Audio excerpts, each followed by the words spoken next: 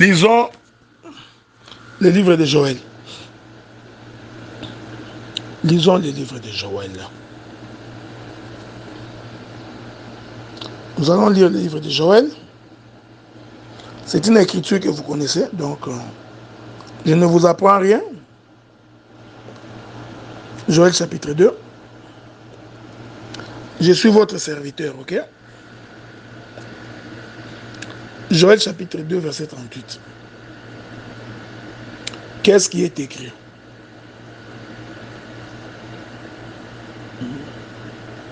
Attendez. Non, verset 28, vous l'avez dit. 28. Il est écrit, après cela, je ne voudrais pas dire qu'est-ce qui est passé avant cela. Ok? Après cela, je répandrai mon esprit sur toute chair. Vos fils et vos filles prophétiseront. Vos vieillards auront des songes, parce que les vieillards dorment beaucoup, ils ne peuvent que rêver. Ils ne peuvent qu'avoir beaucoup de songes. Faites attention, hein? Il faut faire très attention dans ce que je dis là. On en parlera un jour. Pourquoi les vieillards auront des songes? Vos jeunes gens, des visions. Parce qu'ils ont encore de l'avenir. Ok? C'est normal qu'ils aient des visions. Même sur les serviteurs et sur les servantes, dans ces jours-là, je répandrai mon esprit. Après cela, je répandrai mon esprit sur toute chair. Vos filles et vos fils prophétiseront. Ici, il est important de retenir que les fils et les filles qui prophétisent ici, il ne s'agit pas du ministère prophétique. Que la paix de Dieu soit avec vous. Je m'excuse d'avoir interrompu brusquement, j'avais reçu un appel. Joël chapitre 2, verset 28. Les filles et les fils qui prophétisent ici, il ne s'agit pas du ministère prophétique. Il s'agit des dons de prophétie. Je vous avais dit, les dons de prophétie portent sur la vie du peuple, sur la vie des hommes. Mais le ministère prophétique porte sur la pensée, la vie des dieux. Voilà. C'est ça la différence. Donc, le ministère prophétique porte sur la vie des dieux, alors que les dons portent sur la vie des hommes. Voilà pourquoi, bien-aimés dans le Seigneur, quand vous lisez toute votre Bible, vous ne verrez aucune femme prophétesse du genre « Ainsi parle l'Éternel Dieu des armées ». Au courant de ma marche, j'expliquerai. Vous allez voir. Voilà pourquoi Déborah, je reviendrai là-dessus. Voilà pourquoi Déborah, dans toute sa prophétie, il n'a jamais annoncé les mystères de la rédemption. Mais la prophétie de Déborah portait sur la vie du peuple, sur le royaume et sur la royauté. Est-ce que vous voyez ça? Les hommes allaient consulter Déborah pour leur vie, pour leurs problèmes sur cette terre des hommes. Mais Déborah n'a jamais donné la prophétie de la rédemption. Parce que ceci n'était réservé qu'aux hommes. Dieu ne change pas. Donc, quand on appelle Déborah la prophétesse, ce n'est pas la prophétesse ministre, non. Voici l'importance de la connaissance. Mon peuple périt parce qu'il lui manque la connaissance. Quand on n'a pas la connaissance, on meurt. Et d'une mort douce, cependant qui t'amène en enfer. Est-ce que vous remarquez ça? Donc, je vais préciser ça. N'oubliez pas ce que je vous avais dit. Que dans l'ancienne alliance, l'esprit n'habitait pas dans les prophètes. L'esprit se saisissait seulement des prophètes. C'est pourquoi l'écriture dit que Les prophètes ont prophétisé jusqu'à Jean. Or, quand vous lisez la Nouvelle Alliance, vous trouvez qu'il y a aussi des prophètes. Maintenant, vous ne voyez pas que la Bible est devenue contradictoire. La même Bible dit que les prophètes ont prophétisé jusqu'à Jean. Cependant, quand vous lisez Éphésiens et les Actes des Apôtres, vous allez vous rendre compte qu'il y avait aussi des prophètes. Donc, il y a eu des prophètes après Jean.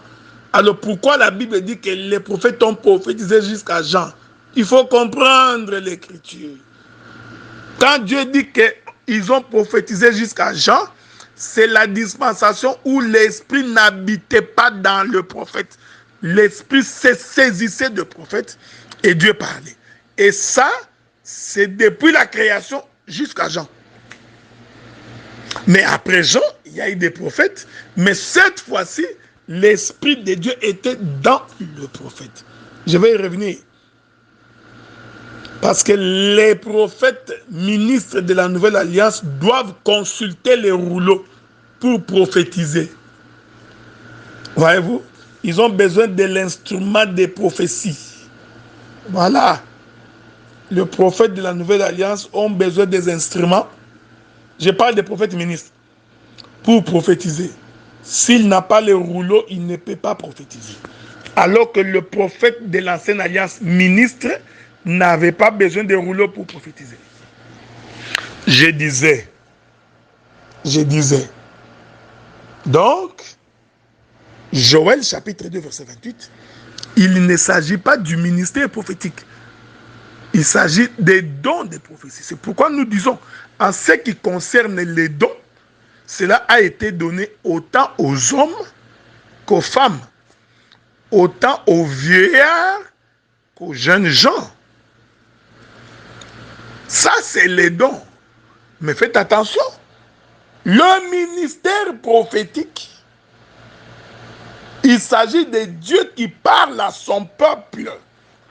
Et à ce sujet, toute l'Ancienne Alliance ne présente aucune femme qui s'est levée devant le peuple pour dire « Ainsi parle l'Éternel des armées ». Il n'y en a aucune. Pourquoi? Parce qu'au commencement, le premier prophète que Dieu avait établi, c'était Adam. Et Adam était un homme. Et c'est Adam qui a annoncé le plan de la rédemption à Ève. Ok? Je voudrais, dans les 6 minutes qui restent ici, faire une petite conclusion introductive de ma prochaine intervention. Là, ici, je suis dans l'exercice des dons, les dons des prophéties. Vous allez remarquer que le prophète de l'Ancienne Alliance, quand il voulait prophétiser de la part de Dieu, c'est-à-dire annoncer les choses du royaume, il s'est levé, peu importe là où il est, et il annonçait. Il pouvait aller devant le roi, devant le peuple, il annonçait ce que Dieu lui avait dit. Quand ce message est une projection du plan de la rédemption.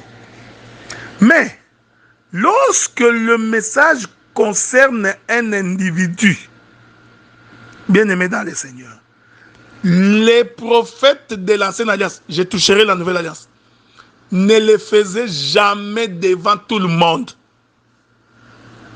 Saoul a péché, le prophète est allé chez Saoul.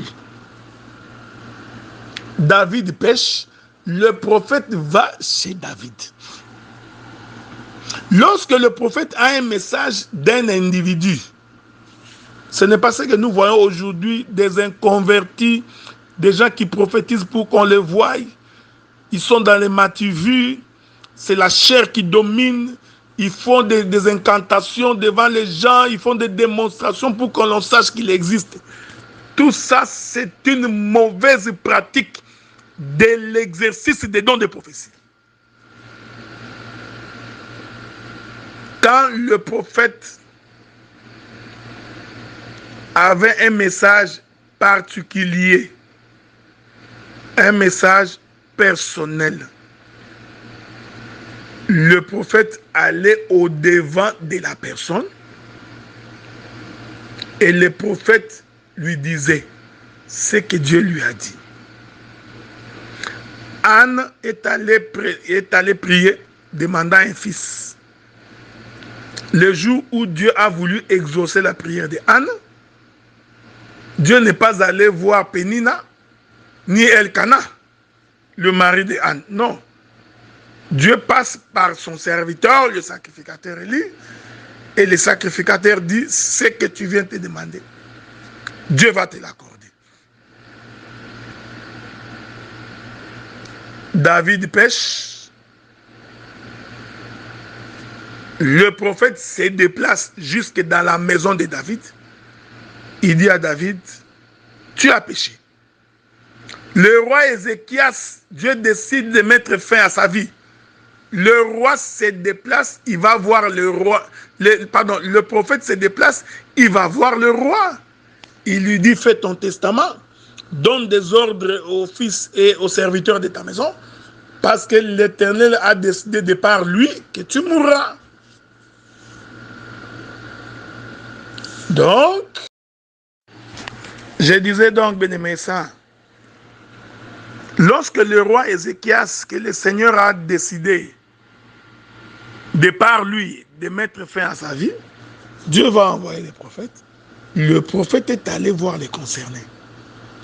C'est pourquoi toutes les personnes qui donnent les prophéties personnelles devant tout le monde sont animées par un esprit exhibitionniste. Soit qu'ils sont tout simplement ignorants, parce que ça peut arriver que quelqu'un il a les dons de prophétie, mais il ignore l'exercice de ces dons. Dès qu'il prend connaissance, il se comporte en conséquence aussi. Soit tout simplement, ils sont dans les matu vus. Ils veulent qu'on le voie, que l'on sache. Il y en a même d'autres qui deviennent des prophètes, qui s'improvisent prophètes. Des prédicateurs qui s'improvisent prophètes. Il faut faire très attention. Hein? Il y a ce qu'on appelle les prophéties déclaratives. Et généralement, les prophéties déclaratives sont soutenues par les Écritures. Je vais prendre un exemple. Bien-aimé dans le Seigneur, je voudrais que ce que tu as demandé à Dieu, que cela te soit accordé. Cette prophétie-là est une prophétie déclarative. Pourquoi? Parce que la Bible dit déjà, si mes paroles demeurent en vous, demandez ce que vous voudrez et cela va vous être accordé. C'est en fonction de cette prophétie écrite qu'un homme de Dieu peut déclarer: je veux que la guérison entre dans ta maison. Je veux que la paix entre dans ta maison. Ça, c'est une prophétie déclarative. Ce n'est pas que je suis devenu prophète ou que j'ai les dons de prophétie. Non.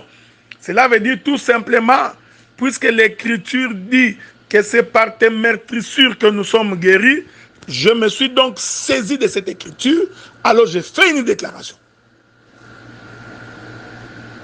Voyez-vous? Ceci n'est pas le don de prophétie.